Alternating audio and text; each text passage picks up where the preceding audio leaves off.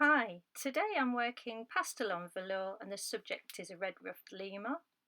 I've already applied a sketch and I'll put a link in the description below to show you a Macaw video in which I describe in more detail how I apply an initial sketch like this.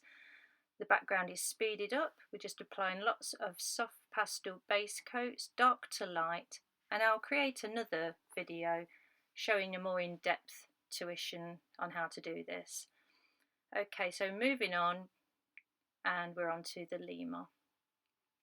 Just roughed in the back here, just with some dark oranges and light creams. And really, the predominant colour in this lemur is going to be orange, and that really dictated in this instance why I used a blue background, because orange and blue are opposite on a colour wheel. It means they complement each other. That's why I chose blue for the background. Okay, moving on. We're putting soft pastel base coats onto the head, and we're putting pastel pencil on top of that to create texture. This isn't a texture that actually stands out of the paper itself, just texture as in detailed texture. You could do all of the undercoats in soft pastel as opposed to a pastel pencil, but I'm mixing it up a little bit here just to get the right colour. Now the predominant colour on the top of a red-ruffed lemur's head is dark brown to black, but I never use black on its own, because if you use black on its own it looks flat. So I've gone on to begin with an undercoat of burgundy.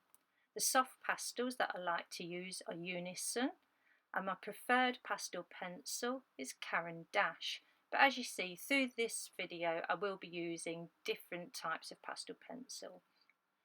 Okay, we're moving on now. We've put some light base coats in the eye. There's not a lot of detail in that eye, so I've not gone into too much detail talking about it, and I've not slowed the video down for that purpose. That will be another video that I'll work on. I think I'm just going to do a video all about eyes, because people have been asking for a video about eyes, especially big cat eyes, so that'll be something I'll be looking at in the future, as well as a video that goes into more detail on how to do backgrounds. People seem to be frightened of backgrounds, and yet backgrounds are quite easy. Okay, so we're moving on. I'm going to get some highlights going onto the animal's muzzle. We've already noted where the light source is coming from, and that's from the top left. So we're going to lighten the top of the muzzle. You can use a soft pastel to do this, or a pastel pencil. The Caran Dash pastel pencils are really soft anyway. They're very soft, very blendable. That's why I prefer them to other brands when working on velour. A little bit of yellow going on to the muzzle. I mean, it's quite self-explanatory up to now. And the video will slow down when we go on to doing the actual hair, because hair and fur is what this video is all about. When I go in with a dark pencil, as you've just seen me do, it's actually, what I was doing around the nose then was just going around some sketch lines that I'd already put on, because as I build up the layers of soft pastel I don't want to lose my detailed marks that are on there, and also a little bit of a highlight going in next to the nostril, because I don't want to lose my highlights. You can work light over dark, sorry, but you will never get back to a brilliant white as such, so hence just pop your highlights in so you don't lose them.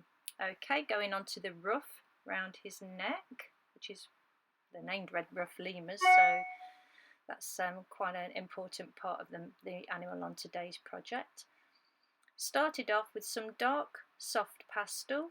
It was a dark brown, a reddish brown, and then a lighter orange, and then a very, very light yellow and cream.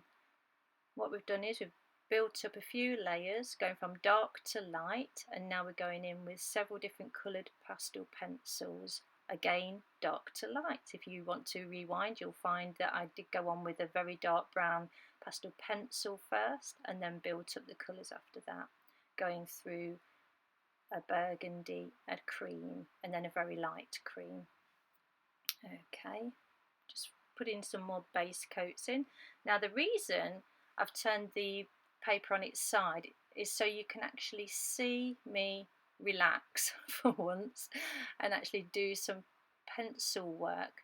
So here I've got a very dark brown and I'm putting guidelines on.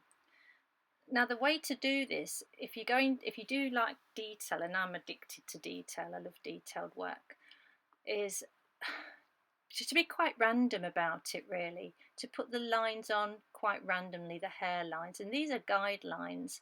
And when you do this randomly, try not to make it look like a row of soldiers.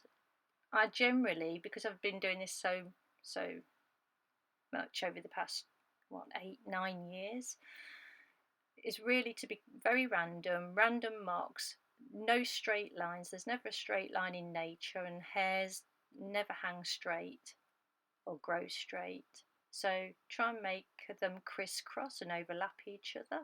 Then as you build up with lighter colours, doing it like this, it'll look like a weave, and you'll be able to see through the separate layers of hairs. It'll look like you've got a whole lot more work on there than is actually on there. But this is how I generally build up.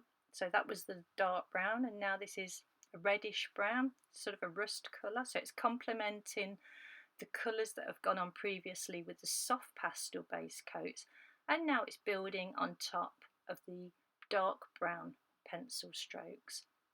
And again, we're not looking to cover up all the work we've just done, we're just looking to enhance it. So again, changing colour, this is going on over those two pastel pencil coats, weaving in and out, but not looking for gaps to fill. If there's a gap in there, we don't just look for it and fill it in, because if you do that, you'll end up with the whole lot filled in, the whole area filled in, and you won't be able to see the layers underneath. So randomly spacing and curving each hair. As the hairs get lighter, you'll see that I use sort of a more frizzy kind of look to them. So going on with a very yellow, very light yellow, almost a cream, but not quite a cream. We're saving that.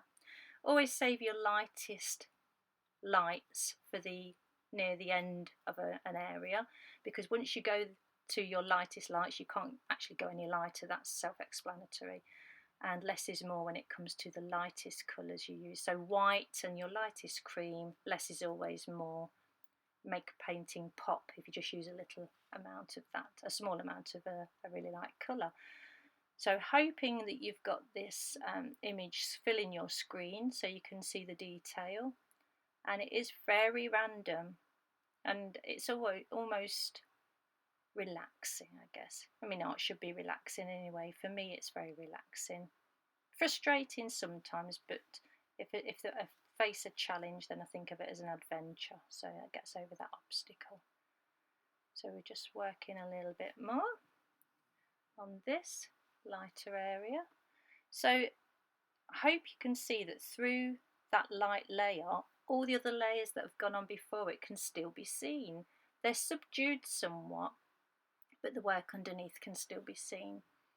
Now we're going on with that's actually a very, very dark brown soft pastel, and we're just building up a little bit of depth in the coat now that's going to come round and underneath the chin area and on the chest and between the ruffs on either shoulder. Not an Elizabethan neck ruff, because that looks silly. But that's my humour gone down the pan. Filling a few minutes here just while we're doing the same. Should have speeded this bit up, but it's a learning curve creating YouTube videos. Okay, not a learning curve doing animal portraits, which is nice though. Okay. So again, just so none of those dark colours look flat, we apply a little bit of colour, a little bit of burgundy has gone on. And that's the same burgundy colour that was used on the top of the lemur's head. Sorry that the board's moving quite a bit, but I'm applying a little bit more pressure now, just to make that part of the coat quite dense looking. So just flooding the whole area of velour with soft pastel there. And time to time I will be blending that in with my fingers, and I've cut that out of the video because the video would have been far too long had I left all of the finger blending in. So whenever I apply a soft pastel base coat layer, I 9 times out of 10 blend it in with my fingers. And just to keep in mind, if you are doing this, blending with your fingers, don't put moisturiser on your hands before you begin to paint. Obviously, wash and moisturise your hands afterwards, but not before, because you don't want any moisturiser going onto your paper. And final details now, going round with the dark brown pastel pencil, and in a moment it'll go back to being the right way round, and we'll begin applying some more work underneath the chin and working around the animal. Keeping my hand quite a way back on the barrel of the pencil stops me from applying too much pressure, and continually turning my pencil makes sure that the pencil retains the point for the longest amount of time. I do sharpen my pencils using a knife and a piece of very fine sandpaper, and I'll make a video of that to show you at a later date. Some people like using that method, other people like using a pencil sharpener, and it's whatever suits your needs and works for you. There's no right or wrong in art, there's just, if it works for you, it's right. If it doesn't work for you, you're doing it wrong, or you need more practice. As simple as that. Don't let anybody tell you there was a right or a wrong way of doing something. The only time it would affect you is if it's affecting the archival properties, and obviously with pencil it isn't. Caran pencils, by the way, are very, very light fast, and this is a Carbothello pastel pencil I'm using at the minute, and they've got very good light fast ratings as well. So keep that in mind if you're producing a painting that you want to last for a long time. Always check out the light fast qualities of the products you're using. I'm just pausing for a quick drink of water.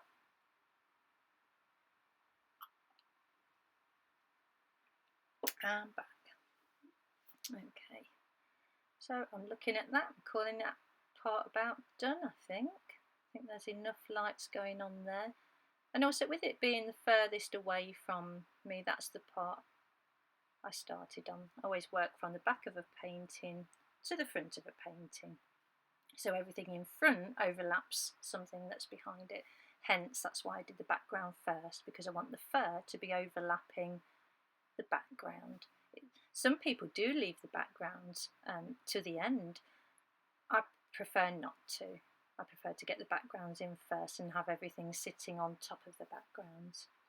Okay, so we'll be turning the canvas round, and I'm just making sure I'm not losing the detail around the mouth, making sure that little tooth is still visible. A little bit of shading going on. Okay, and back to some more shading now. So as you can see, directly underneath the lemur's chin, I've applied light pastel pencil strokes, continuing the theme of and technique that I used on the ruff. That's working darks to lights and using the same colours just to create a little bit of patterning underneath the chin.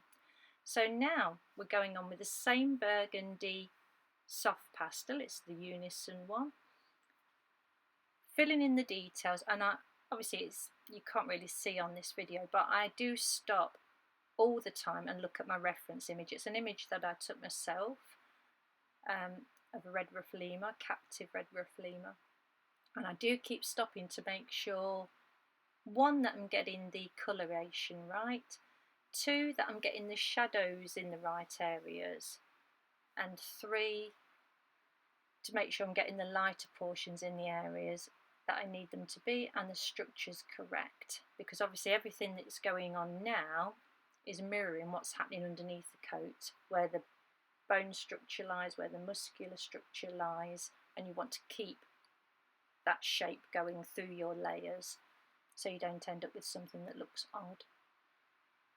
Okay, so base coats are going on nicely, and I'm using a dark brown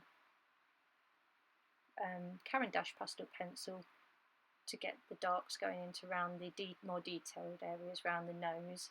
And on the muzzle, where I'm working now, it's quite a dimpled effect on the muzzle of a lemur where the whiskers come out from. So I'm just getting that effect by applying varied amounts of pressure with a pastel pencil. Easier to do with a pastel pencil on a small area. than a soft pastel, although if the soft pastels are all you have, then you can get the same effect. It's just a little bit more tricky when it's a more detailed area.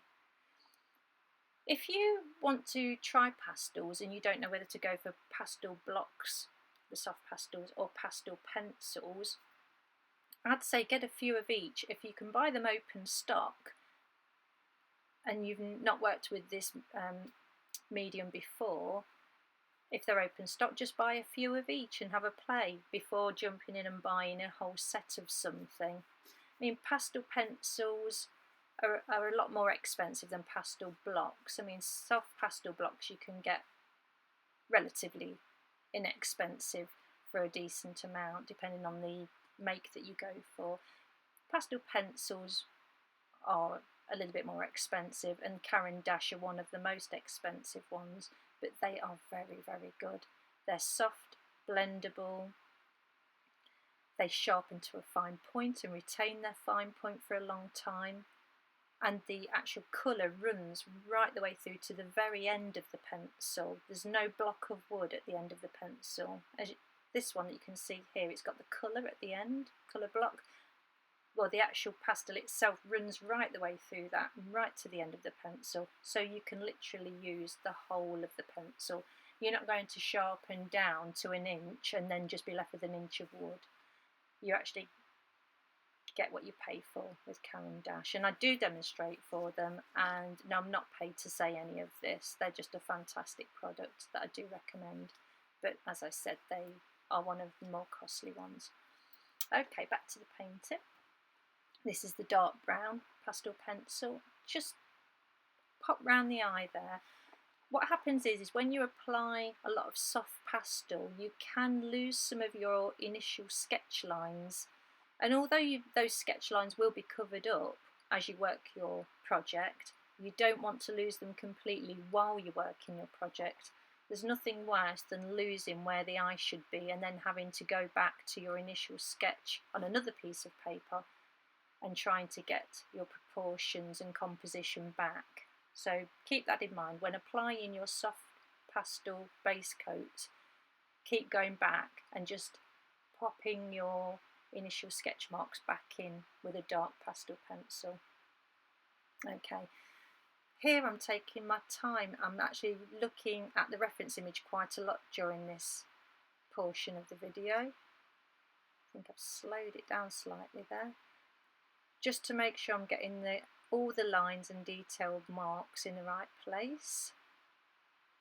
So it's normally a case really of looking at your reference image for approximately 70 to 80% of the time and working for 20 to 30% of the time. That really, really fixes in your mind that when you do take your eyes back to your project, you really, really know what you're looking at and what you're looking for and what areas you need to develop more.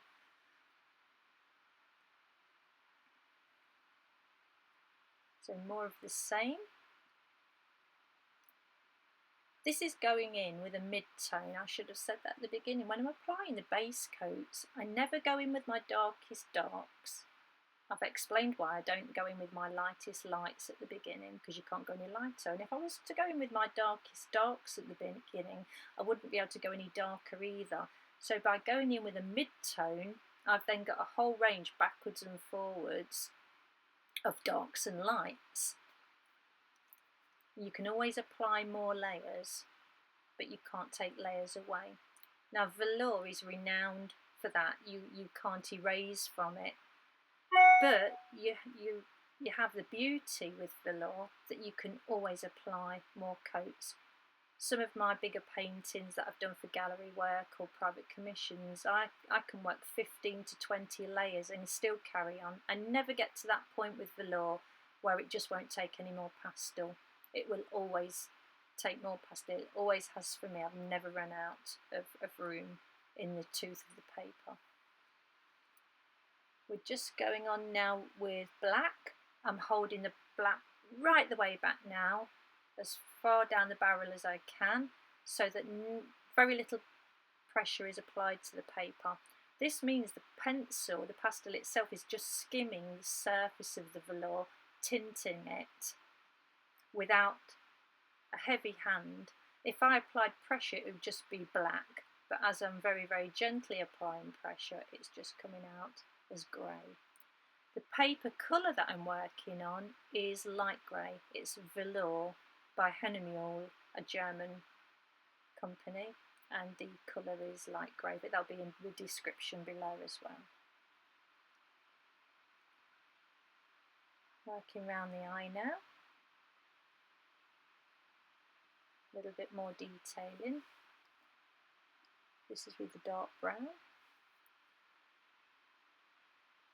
And back on with the burgundy Unison soft pastel. This is one of my favourite colours to use in animal portraits in my Unison selection. It applies itself so well to stopping black areas and dark brown areas from looking flat. You don't see it as a predominant colour in the completed project, as it's underneath the final layers, but it just adds a warmth to the blacks and the browns, without which black would look very flat. It would just sit flat on the paper. Never use black on its own, always use it with an undercoat or your detailing coats on top. Never leave it black on its own. And the same goes for white. I never use white on its own. White looks flat as well. Always use white in moderation on top of other colours. Okay, and just adding black there and a little bit of brown on top, so we've mixed the maroon colour, the black and the brown to create a dense shadow on the coat running down the throat area and onto the front of the chest. The face is taking shape now. I can see the jawline beginning to take shape now. The cheekbones beginning to take shape. The front of the muzzled area all taking shape. I do flit around on a painting when I'm working on my own in the studio. I've got radio on or music on, or I'm listening to a video on YouTube, or listening to an audio book, and I do tend to just flit around on a painting. When I see something that needs to be done next, I go and do it. But this is an easy way to work. I'm building up the base coats, and this example that I have here today is a suitable example for beginners. You don't have to go in with lots of detail. You can keep it with all soft pastel work if you wanted to. The end result will look a lot softer, but if that's what you like, not all people like detail, so that's a way of working. It would look more like a watercolour with less detail. You don't have to go with vivid contrast in your colour, but it does help if you want to make something look realistic, is to keep quite a bit of contrast. If you're worried about working a piece with a lot of contrast where you go really, really dark and really, really light, then you could modify your photo in a phone app or something like Photoshop, and really, really crank up the contrast on your photograph, and then you'll see if that's actually going to work in your painting. So here I'm mirroring what I was doing on the other side. I'm working up with detailed work with the pastel pencils, going from dark to light. And as you can see, when you're working with soft pastels as an undercoat pastel and a quality pastel pencil on top, your light colours can go over your darkest colours. Caran are brilliant for that. The pigment is soft, but very, very good for going over the darker portions. So you'll see here that even though the undercoats are nearly black, dark brown and black, when I go on with the soft pastel pencils, not soft pastel, just the pastel pencil light colours, they will go over the darker colours underneath. And I think that's one of the beauties of working with pastels, acrylics, oils and gouache. Obviously not all on this project, just pastels on this project, but you can work light over dark as well as dark over light, which is an added bonus because you can cover up mistakes by doing that. Working fur and highlights is a breeze when you're working with products that will work light over dark. Whereas if you're working in watercolour, you tend to leave the white of the watercolour paper showing for your highlighted areas. So you just have to be aware of that. I work in all different mediums. I work in oils, acrylics, gouache, watercolour, inks, graphite, coloured pencil. So I'm hoping to have a nice range of videos coming up for you soon. If anybody's got any subjects or mediums that they'd like to see me demonstrate, then please pop them in the comments below. That'd be great. Okay, back to the subject. We're working the reddish brown now, building up exactly the same as we did on the ruff when the portrait was the other way around on the easel. And I don't need to slow this portion down because it's exactly the same process. Once you've got a technique in hand, you made really throughout a portrait. Once you've got it perfected in one area, you can just transfer that technique to another area. Obviously, the further away from the viewer, the less detailed something's going to be because it's going to be a little bit less in focus. You don't want to have the whole portrait as detailed all the way over because that doesn't look natural. You just want to choose a certain area, and in this area I want this part of the ruff of the animal to be in focus because it's roughly the same distance from the viewer as the eye of the subject would be in real life if this lemur was sitting there in front of you. Keep that plane, as it were, the plane in sight, the same detail, amounts of detail. Oh, I'm getting my words confused now. Okay, back to getting my train of thought on this subject. You can tell I'm new to this, can't you? I do apologise for my waffling. Okay, I've got to stop saying okay as well. That is more or less a yellow ochre colour that's going in there that I've used throughout. I have used a limited palette of colours, which is something that helps as well when creating a lifelike rendition of a subject. It's easier to create something that looks lifelike using a limited number of colours. And it does sound weird really, I guess, because in nature the amount of colours are endless, aren't they? But the trouble is when you're faced with, say, 72 or 120 different colours to choose from, you can mix the colours up too much, it looks too jumbled, and it just doesn't lend itself well to a lifelike study. So I do suggest, especially if you're a beginner as well, is just to limit the amount of colours that you work with at any one time, and then add colours to your palette as you begin to get used to working with the medium. But really, I never use a lot of colours. I guess the most colours I might use in a portrait might be 20, 24 at a push, but never any more than that. And in this study, if you rewind the video, I'll use probably maximum 10 on this individual.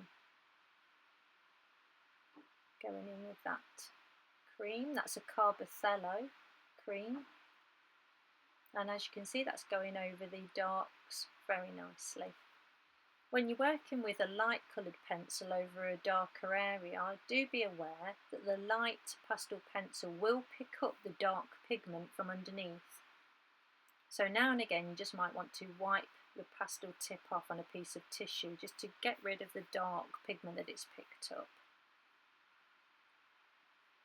Now working the area in front of the ear, which is quite a tufty area. Again, using the colours that have already been used on the rest of the animal's coat in the lighter areas, but even lighter, because as depicted on the top of the muzzle, we know that the light source is coming from the top left of the picture. So the top of the coat, which is where I'm working now, will be lighter too. Where the light hits it, we want the lightest hairs to be. A little bit of shading and detailing underneath the ear, around the ruff. And as you can see, where the ruff comes away from the animal's neck, it isn't a straight line. You know, the short hair doesn't stop and then the longer hair begins. It's very gradual where the coat goes from short to long. And that's something else to make things look natural, is that graduation. It's very, very rarely, in actual fact, I can't think of a wild animal where there is a cut-off point. Even a lion's mane, it would start out short hair on the face, gradually getting to the longer hair on the mane. There isn't a cut-off point. There isn't a straight line where one hair length stops and another hair length begins. It's a graduation, and keep things like that in mind while you're working animal portraits as well.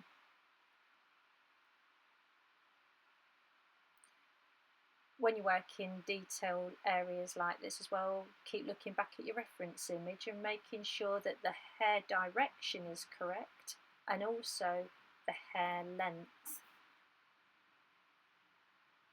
And sometimes we get in our mind that we think we remember what something looks like, when in actual fact we don't. So do keep your eye on your reference image. And people often say, oh, but I've not got a really detailed reference image to work from. Well, I find personally that if I've taken a reference image where I like the pose of the animal, that's often more important to me than a photograph with a lot of detail on. I like to get a nice pose to begin with. Detail I can always get from other photographs, other images of the same subject, the same species. As long as I've got a nice pose, that's what I'm bothered about when I go out taking photographs. And I generally do work from my own photographs. But there are some wonderful sites online now where you can get reference images for free that you can work from with no fears of copyright. They're copyright free and free to be used, and one of those sites is pixabay.com. They carry some lovely wildlife images as well as images of everything else as well, thousands of images, so that's pixabay.com. So they've got images on there of lemurs too, if you'd like to create a lemur painting in pastel or any other medium. Okay, so as I said before, we're going onto the highlights. Working highlights now onto the back, but not detailed ones. We really want the back of the lemur to be out of focus, so we keep that short and sweet. Just a few small highlights going onto the back. I'm resting my hand on a mole stick now. Saves reaching over the dark areas that I've worked and getting those smudged. So the mole stick's rested across the easel, and working some base coats onto the eye now. The eye's going in last. On a bigger project, if I was doing a full face of a snow leopard or something like that, I'd probably put the eyes in to begin with, because the eyes have got to be right. To make a portrait work, the eyes have got to be correct. So on a bigger piece, I do tend to work the eyes first. But on this smaller piece, I've left the eyes till last. For the simple reason being, I was putting so many dark coats, soft coat pastels round the face, that it would have muddied the eyes. The dust would have settled on these eyes and they would have looked a bit dull. So that's one of the reasons I left the eyes towards the end. Going in with a dark brown around the edges of the eye again. And now it shows itself why you really need to keep those eye lines, the initial lines that you put on the paper, in the right areas, in the right place. for when you come to do the final work. Going on with the black. This black is just a little, oh, that black was just a little black held in a pencil holder because it had been worn down. Yeah, so there's not much black pastel pencil there, so I've put it into a pencil holder. That's what you see in there. Those pencil holders are made by Derwent. I'll link those in the description below. This is where you want to leave your darkest darks, which is black obviously, to last. We're getting towards the end of the video. So the black is going in now with height, and then the highlights on top. Random as well, these highlights are going in randomly. And it's just where the where the light would be hitting the subject's face. Highlighted hairs going across the brows, above the eyes, and little flicks and dashes and dots, just creating that skin texture on this part of the face. There's very little hair around the top of the muzzle on a lemur. Little ticks and flicks, very random again. Whiskers going on with the same pastel pencils. Using light blue, light grey, and very little white actually. I think the only white we've used was on the actual top of the muzzle and near the nostril. So we've slowed right down, and that's it really. There's the little man finished. If you've enjoyed this video and like to see more, please subscribe.